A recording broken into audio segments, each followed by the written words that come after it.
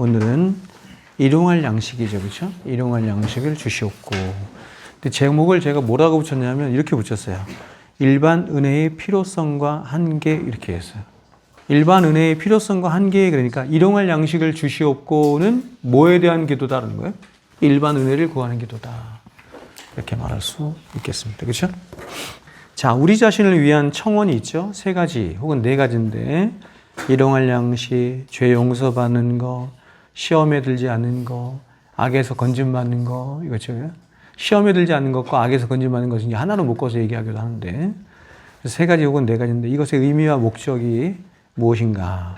크게 첫 번째와 두 번째 이렇게 나눠서 제가 좀 봤는데 첫 번째는 뭐냐면 앞선 3가지 기도 제목을 이루기 위한 필요 불가결한 수단.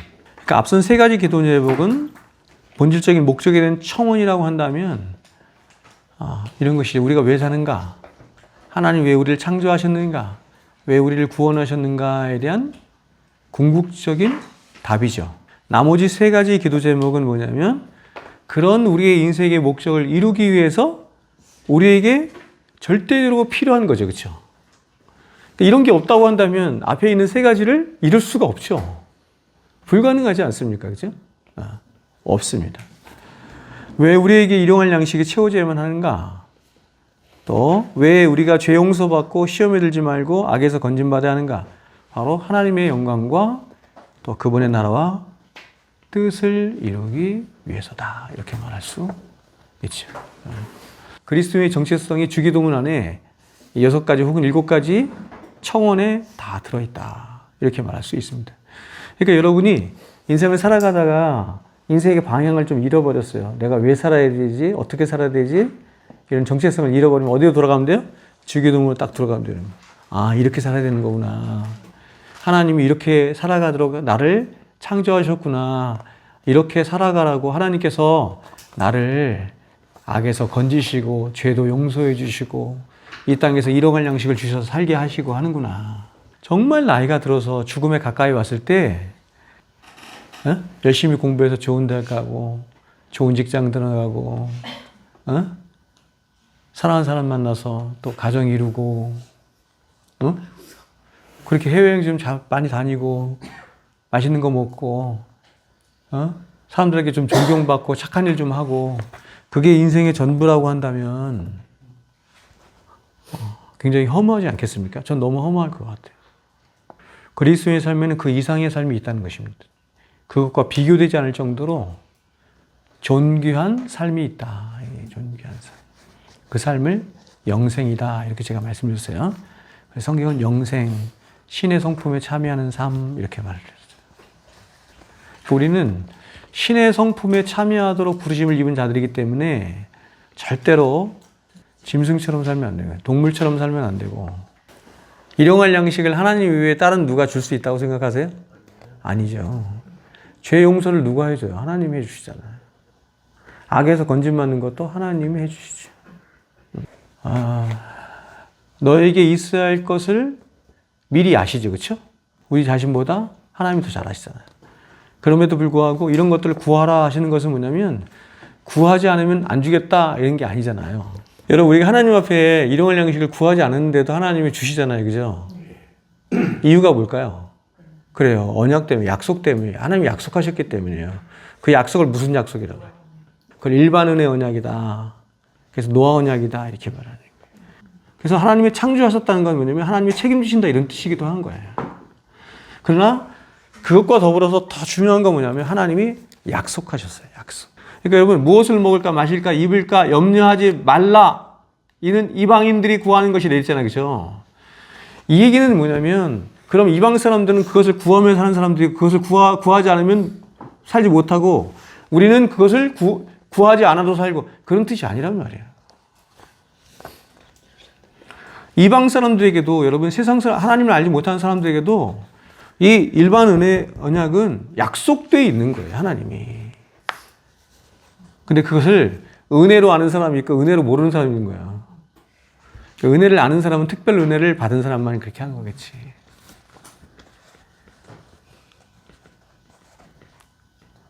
그래서 하나님 백성은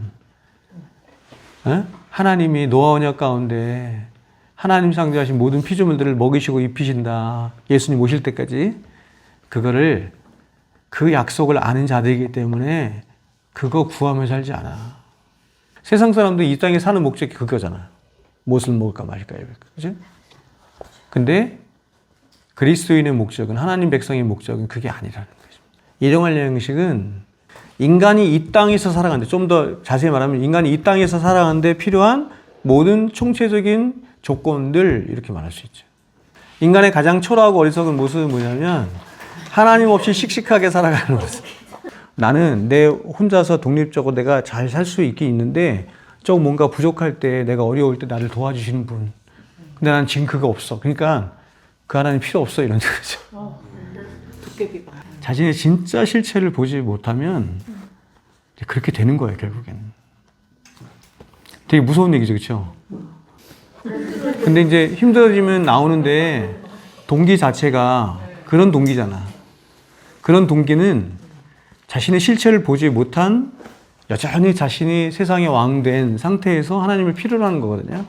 그런데 내가 늘 얘기하지만 우리는 하나님을 다 그렇게 믿었어요. 그렇게 안 믿은 사람 세상에 한 명도 없어요. 처음에는 다 그렇게 믿어. 여전히 자기가 중심이고 자신이 왕이고 그렇게. 그래서 하나님을 필요로 하고, 그래서 교회에 온 사람들이 대부분이 어떻게 해서 왜 왔냐면, 나는 하나님 앞에 정말 죽을 죄인이구나. 난 하나님 없으면 정말 이래서 오지 않아요. 대부분 왜 오냐면 뭐 때문에 와요? 사람들 만나려고, 외로우니까. 혹은 마음의 평강을 얻기 위해서.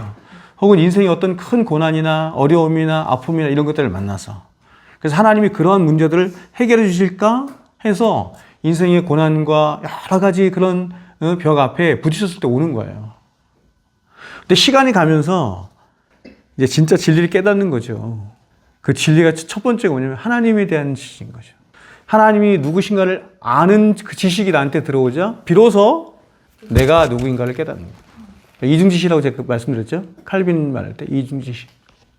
우리가 구원을 얻는데 필요한 절대적인 두 가지 지식, 하나님을 아는 지식과 나를 아는 지식. 이것이요. 하나님을 아는 지식이 있어야 나를 알아요.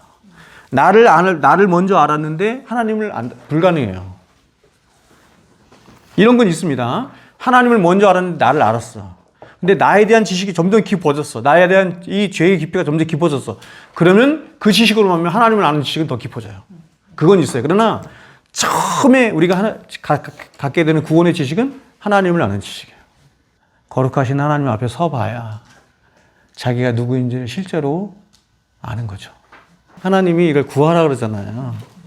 구하면서 자신의 하나님과의 관계 속에서 절대 의존적인 관계라고 하는 것을, 하나님 없으면 살 수 없는 존재라는 것을 신앙 고백하도록 한다, 이런 뜻이에요. 사람이 고난이 있다고 하나님께 돌아오지 않아요. 사람이 죄를 깨닫고 하나님 앞에 돌아와 하나님과의 의존의 관계로 돌아가는 것은 사랑 때문이에요. 하나님의 사랑 때문에 그렇다, 이렇게 얘기하는 거예요. 하나님에 대한 가장 본질적인 이 표가 뭐냐면 그게 거룩하신 하나님이에요. 근데 거룩하신 하나님은 두 가지를 내포하고 있는 거예요. 하나는 뭐냐면 창조주 하나님을 내포하고 있는 거예요. 만물을 창조하신 하나님, 그 하나님 앞에, 거룩하신 하나님 앞에 섰을 때는 그 하나님과의 무한한 격차로 인한 두려움을 갖는 겁니다. 그러나 그것은 두려워하는 종의 영역밖에 안 돼요. 그거는 구원받는 게 아니죠. 그러나 구원으로 갈 때 우리는 그 과정을 반드시 거쳐요. 목적지는 거기가 아니라 양자의 영이거든요. 그러니까 거룩하신 하나님은 우리를 사랑하신 하나님인데, 우리를 어떻게 사랑하시냐면 독생자까지 주시까지 사랑하신 하나님을 만나는 거거든요. 그러니까 우리가 하나님을 만났다는 것은 그 두 하나님을 만났다는 거야. 여러분, 피조물인 것을 깨닫는다고 해서 그 사람이 구원받는 사람이 되는 게 아니에요. 돌아오지 않아요. 그걸 회심이라고 하지 않아요. 사람은 율법으로 팬다고 해서 그 사람이 회개하고 하나님 앞에 돌아오지 않아요. 절대로. 그래서 사람이 언제 인격적으로 굴복하냐면 그 사람의 그 상대방에 대한 인격과 사랑에 감동을 했을 때예요. 그게 거룩하신 하나님의 두 번째 측면이거든요. 은혜라는 말 자체가 선물이라는 의미인 거죠. 그렇죠? 선물. 근데 하나님이 일반, 커먼이에요. 모든 사람들에게 주시는 선물이 있고 특별한 사람들에게만 주시는 선물이 있는 거예요. 하나님이 일반 은혜를 주신 이유는 뭐냐면 인간이 하나님의 형상으로 피조된 존귀한 자들이기 때문에 그렇습니다. 여기서 인간은 구원받은 자와 구원받지 못한 모든 인류를 포함하는 겁니다. 하나님의 형상이 영혼에만 입혀진 것이 아니에요. 하나님이 사람을 창조하실 때도 영혼으로만 창조한 게 아니죠. 영혼과 육체가 결합된 굉장히 독특한 존재로 사람을 창조하셨어요. 창조하실 때도 그렇게 창조하셨고 인간이 타락할 때도 어떻게 타락했어요? 그렇게 타락했어요. 네? 영혼만 타락한 것이 아니에요. 그래서 나중에 심판을 받을 때도 어떻게 심판을 받아요? 그렇게 심판을 받아요. 일반 은혜에 대한 잘못된 태도. 첫 번째, 금욕주의입니다. 금욕주의. 일반 은혜를 무시해. 일반 은혜를 무시한다라는 말을 다른 말로 뭐라고 바꿀 수 있어요? 이렇게도 바꿀 수 있어요. 이 세상에서의 삶을 무시해. 천국만 오라. 천국만 선한 거야. 이 세상은 무시해. 육체는 다 살아 없어질 것들이야. 육체는 악한 거야. 바른 신앙생활은 금욕과 절제를 통해 이루어진다고 생각해요. 보세요. 탐심을 죽음에 이르는 7가지 죄 중에 하나라고 얘기했어. 결혼도 그렇게 생각했어요. 결혼을 하나님과의 영적인 깊은 관계에 들어가는데 방해가 되는 것으로 여겼어요. 그래서 결혼을 하지 않고 혼자 사는 것을 굉장히 고결하게 생각했어요. 초대교회 때. 성경은 인간의 영혼과 육체가 하나로 된 인격체임을 말하므로 영혼만이 아니라 육체 또한 선한 것이라 말합니다. 그러므로 일용할의 의미는 생존에 필요한 오늘을 위한 내일을 위한 해석 가능하다. 결론적으로 일용할 양식이란 기본적으로 생존에 필요한 최소한의 양식을 의미한다. 그래서 하나님 우리에게 일용할 양식을 약속하셨지 그 이상의 것을 약속하지 않았음을 우리가 주의해야 한다. 보세요. 사람들이 약간 좀 가난하고 어려운 사람들이 막 하나님을 원망하잖아.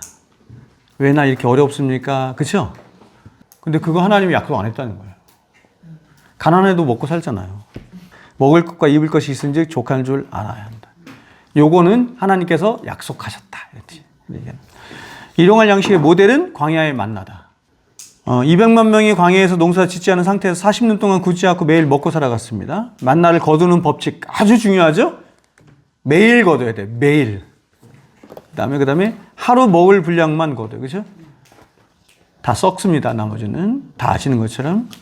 만나가 예수 그리스도를 예표함으로 우리의 매일의 일용할 양식은 예수 그리스도이신 거예요. 요한복음에서 예수님이 자신을 뭐라 그랬어요? 생명의 떡. 네, 생명의 떡. 만나. 그러니까 예수님이 그 말씀하실 때도 뭘 생각한 거예요? 만나를 생각하신 거예요. 아무리 일반 은총이 일반 은혜가 많아도 우리를 구원할 수 없어요. 하나님과 우리와의 사이에 바른 관계를 맺게 하지도 못해요. 음악, 미술, 문학, 정치, 교육 등 모든 일반 은혜에 속하는 것들은 일반적인 위로나 안식을 줄 뿐, 그러므로 우리는 일반 은혜를 하나님과의 바른 관계 속에서 누려야 합니다. 그래서 우리에게는 뭐가 필요하다? 특별 은혜가 필요하다. 그리고 이것입니다. 일반 은혜를 바로 누릴 수 있는 사람은 누구만 누릴 수 있어요? 그렇죠. 특별 은혜를 받은 사람이죠. 왜냐하면 구원받은 사람만, 하나님 백성만 일반 은혜를 은혜라고 알아. 우리는 죄인이므로 하나님의 말씀이 필요하고 구원이 필요합니다. 밥이 없으면 몸이 죽고 말씀이 없으면 영혼이 죽기에 모두 다 필요하고 모두가 다 선한 것입니다.